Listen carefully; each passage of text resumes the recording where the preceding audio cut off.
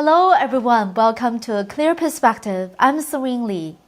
This week on December 9th to 10th, Biden will host a virtual summit for democracy for leaders from government, civil society, and the private sector. The U.S. will invite 110 countries from around the world to kick it off. Although the U.S. has never explicitly stated which country it is targeting with the summit, every country around the world knows the answer well. This is the first time the United States has launched a global alliance of powers against the CCP. At the same time, the Biden administration formally announced a diplomatic boycott of the Winter Olympics in Beijing on Monday. This is likely to be a major focus of the summit. This action is undoubtedly a real blow to Beijing, since Biden announced the decision of this diplomatic boycott 2 days before the Summit for Democracy. He undoubtedly intended to set aside time for the more than 100 countries to discuss and prepare in advance. On the one hand, the actions of the U.S. government will inevitably set a huge example for the 110 countries. This is equivalent to telling all participants, "I'm the boss. I have already made my move. Now it's your turn to figure out what to do."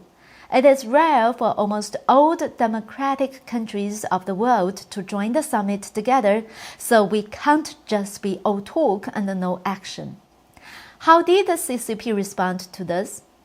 Last Saturday on December 4th, the State Council Information Office of the CCP held a morning press conference entitled China's Democracy.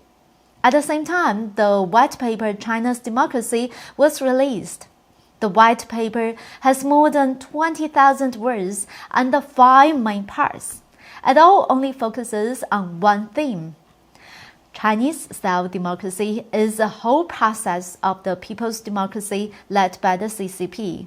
This is the most real and effective democracy, which will point out the clear direction for the development of humanity's democracy, and so on. In fact, no matter how colorful and perfect the CCP decorates its so-called full-process democracy, it is basically a poppy flower that bears poisonous fruit. Next, let's talk about Chris Cuomo.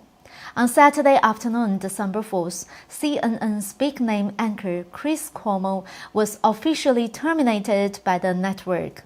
CNN issued a statement that anchor Chris Cuomo has been terminated by the network, effective immediately. And on Monday, Chris Cuomo fired back at the network, accusing CNN boss Jeff Zucker knew everything about his involvement in trying to quash his brother's scandal. Sources told the New York Post that Cuomo plans to sue CNN if the network fails to provide him severance pay of at least $18 million for the remaining 4 years left on his contract. However, CNN has no intention to pay its disgraced former anchor. It is said, CNN has a standard morality clause in their contract that says if the employee does anything of disrepute, they can be immediately fired.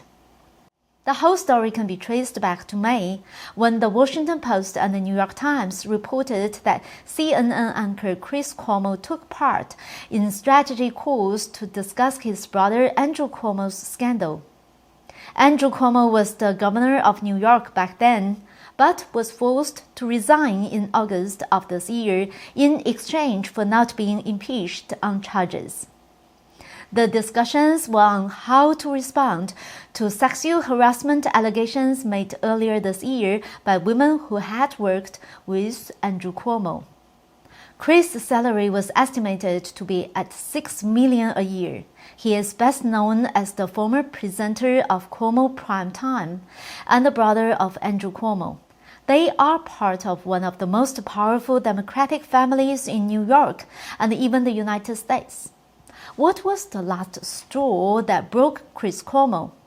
It was the news release from the New York State Attorney General's office. On November 29th, the office released the transcripts and videos from an independent investigation into sexual harassment allegations against the former governor. A lot of them were related to Chris Cuomo. The records show that Chris Cuomo's role in helping the then governor was much larger and more intimate than previously known. Chris also used his contacts to find out what other reporters were going to cover. These documents from the New York State Attorney General's office show that Chris Cuomo was in fact an unpaid assistant to his brother and that he helped his brother's office draft official statements in response to the allegations. He even tried to identify some of the anonymous accusers in his brother's case.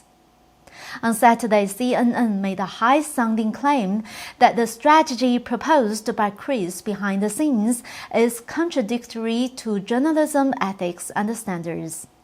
In other words, reporters should not be involved in politics and should report objectively, fairly, and truthfully.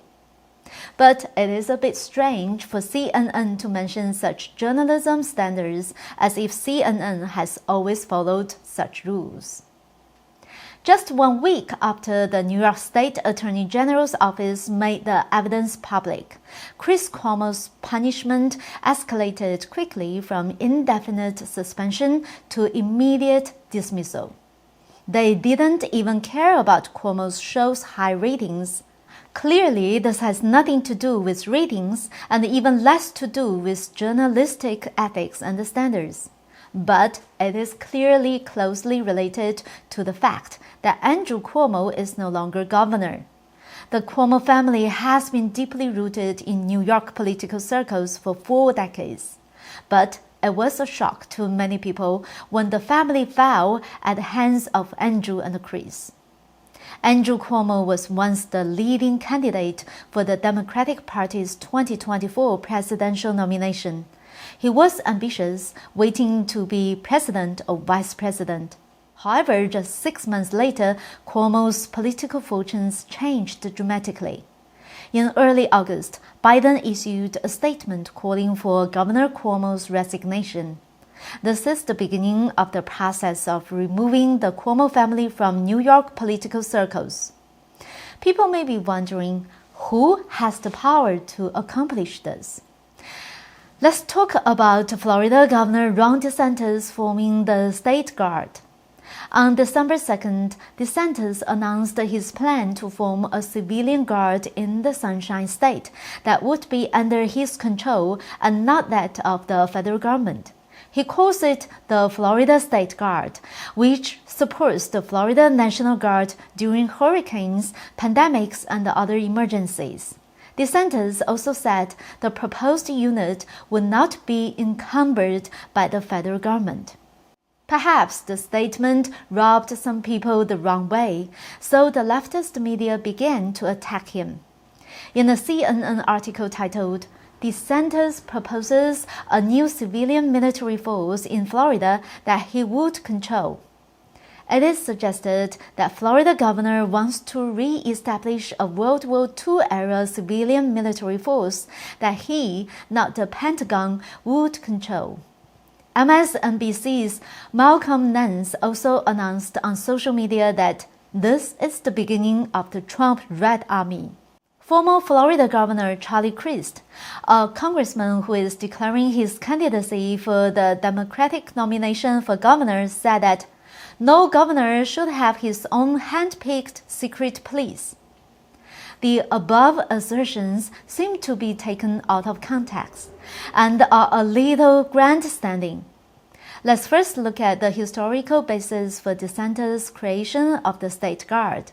Florida had a State Guard in as early as 1941, when many other states formed State Guards in an attempt to replace the U.S. National Guard, since the latter was sent off to fight in World War II.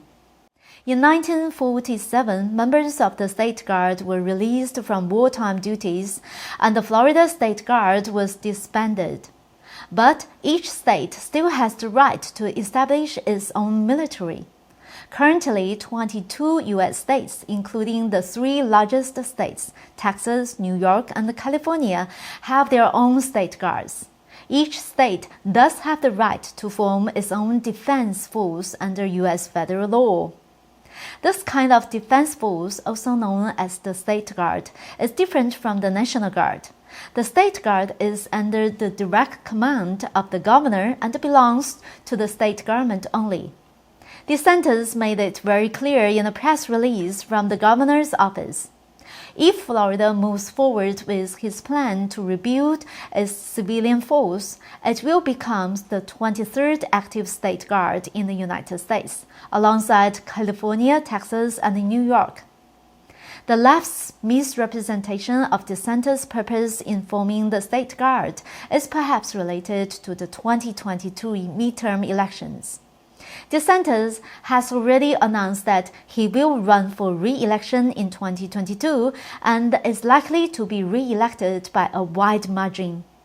Surveys show that DeSantis benefits from a high approval rating of 56%. Under DeSantis' leadership, the number of registered Republican voters exceeded Democrats for the first time in Florida's history. Under DeSantis' leadership, the number of registered Republican voters exceeded Democrats for the first time in Florida's history. As the saying goes, who wins in Florida wins the election. Florida has long been a key battleground in U.S. elections. In the past few elections, whoever won in Florida would end up in the White House. That's all for today. Thank you for watching. I hope to see you next time.